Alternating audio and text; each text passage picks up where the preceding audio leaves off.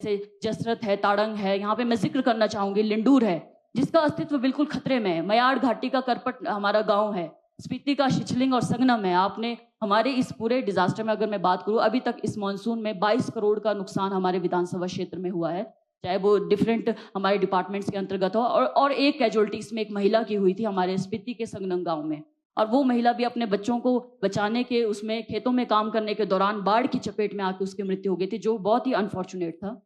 तो ऐसी त्रासदी आने वाले भविष्य में ना हो, इसके लिए हम कितना तैयार है और क्या हमारी नीतियां होनी चाहिए। वैसे छोटा मुंह बड़ी बात हो जाएगी, पर फिर भी मैं अपनी तरफ से कुछ सुझाव देना चाहूंगी। क्योंकि जैसे सबसे पहले तो सर हम रिहेबिटेशन की जहां बात करते हैं, क्योंकि हम मेरे विधानसभा क्षेत्र के भी कई ऐसे गांव हैं जो बिल्कुल संकट की स्थिति में है, जिनको कभी भी पुनर्स्थापन करने की आवश्यकता है, जिसमें लिंडूर है, हमारा करपट है। तो सबसे पहले तो मैं चाहती हूँ कि इस सदन के माध्यम से हमारे जो सेंट्रल गवर्नमेंट है, उनको भी प्रस्ताव पारित होना चाहिए, उनके लिए प्रस्ताव जाना चाहिए कि ज्योग्राफिकल सर्वे ऑफ इंडिया के माध्यम से पूरे हिमाचल में जिलावार जो है हमारे ऐसे जगहों को चिन्हित किया जाना चाहिए जहाँ की जमीन किसी भी प्रकार के नए निर्माण, नई मशीनरी के प्रयोग के लिए उपयुक्त नहीं है।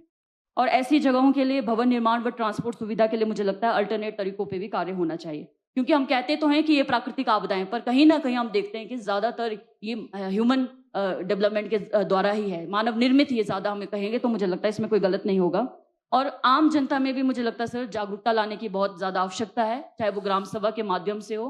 खासकर जब हम ट्राइबल जिले की बात करते हो, तो मेरा सौभाग्य है कि मैं ट्राइबल जिले से दूसरी महिला हूँ और ट्राइबल होने पे मुझे गर्व है। और ट्राइबल होने के नाते कई तरह के कानून, कई तरह के अधिकार संविधान ने हमें दिए, जिसके कारण हम ट्राइबल कहे जाते हैं। तो ग्राम सभा के पास वैसे ही हमारे अधिकार है पेशा कानून के अंतर्गत। पर हम ये भी देखते हैं कि जैसे पिछले वर्ष सेंट्रल गवर्नमेंट के द्वारा जो एफसी अमेंडमेंट कानून लाया गया था, जिसके अंतर्गत हमारे जो ट्राइबल राइट्स हैं, चाहे वो फॉरेस्ट राइट एक्ट की बात की जाती है या पेशा कानून की बात की जाती है, panchayat extension of schedule areas act, तो इसको काफी क्षीण किया गया, इसको कमजोर बनाने की कोशिश की गई। क्योंकि जहां हम रिहेबिटेशन की बात करते हैं, रिहेबिटेशन में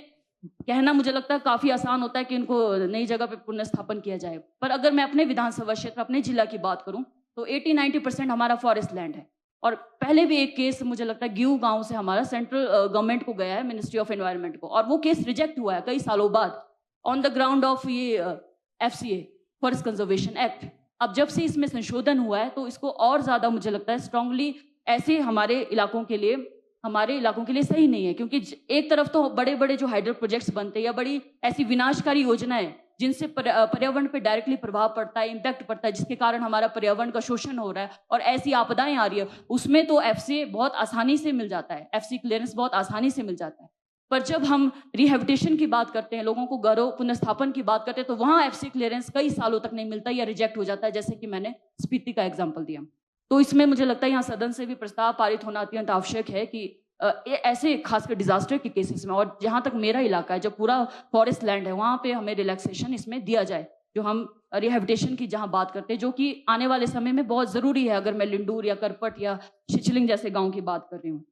और सर एक और चीज है, ग्लोबल वार्मिंग के कारण हम देख रहे हैं कि खासकर मैं अगर अपने विधानसभा क्षेत्र की बात करूं, तो हमारे जो झील हैं जो ग्लेशियर से बनते हैं, उसमें अप्रत्याशित वृद्धि हुई है जिसके आकार में, और इसका सर्वे करना, इसका स्टडी करना और उसके जो कारण है और परिणाम है, इस पे कार्य होना अत्यंत आवश्यक है। तो ये भी मेरी गुजारिश है आपके माध्यम से।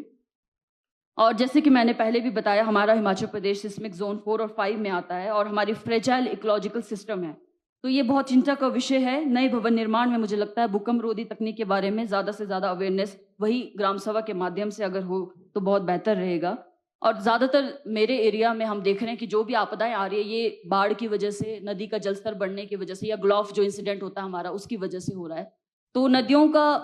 मेरी ये गुजारिश है सर कि सरकार के माध्यम से भी, आपके माध्यम से सरकार से गुजारिश है कि जो भी नदियों का चैनलाइजेशन है या नालों का चैनलाइजेशन है, ये ब्रॉडली में हमारे विधानसभा क्षेत्र में हो। क्योंकि अगर इस वर्ष भी समय पे कार्य नहीं होगा, जैसी वाटर लेवल हमारे चंद्रभागा नदी का कम होता है या नालों का कम होता है, तो अगर काम समय पे नहीं हुआ तो आने वाले समय में और स्थिति बिगड़ सकती है, और हम उस स्थिति का वेट नहीं कर सकते। जब जनता ने हमें मैंडेट दिया है, तो मुझे लगता है कि जो अकाउंटेबिलिटी जनता के प्रति जवाबदेही है, उसको सही साबित करने का दायित्व भी हमारे ऊपर है। और महिला होने के नाते मुझे लगता है कि हम तभी अपने आप को प्रूव कर पाएंगे जब सभी का सहयोग मिलेगा, और एक प्रूव कर पाएंगे कि महिला भी एक अच्छा नेतृत्व और एक अच्छा कार्य कर सकती है। तो जहां तक मैं और एक और चीज़ मैं ऐड करना चाहूँगी सर, सीमेंट और जैसे हमारे कंक्रीट के जंगल हैं जो हमारे पहाड़ों को बिल्कुल ख़त्म कर रहे हैं, और हमारे पहाड़, हमारी नदियाँ, मुझे लगता है कि इन आपदाओं में हमें लगातार संदेश दे रहे हैं कि कहीं ना कहीं जो हम नेचर के साथ जो खिलवाड़ कर रहे हैं उसका नतीजा है कि आज हम इन आपदाओं से जूझ रहे हैं। तो इसमें ना सिर्फ सरकार के लेवल पे बल्कि आम लेवल तक जागरूकता की आवश्यकता है, और जब तक आम लोग इसमें भागीदारी नहीं देंगे तब तक सरकार भी इसमें कुछ नहीं कर पाएगी। तो जो हमारा पारंपरिक भवन निर्माण की शैली थी, मुझे लगता है सर को इसको पुनर्जीवित करने की आवश्यकता है। जो हमारा पुराना आर्किटेक्चर रहा है, पुराने जो हमारे कार्य करने के जो तरीके हैं या आर्किटेक्चर है, उसको पुनर्जीवित करने की अत्यंत आवश्यकता है।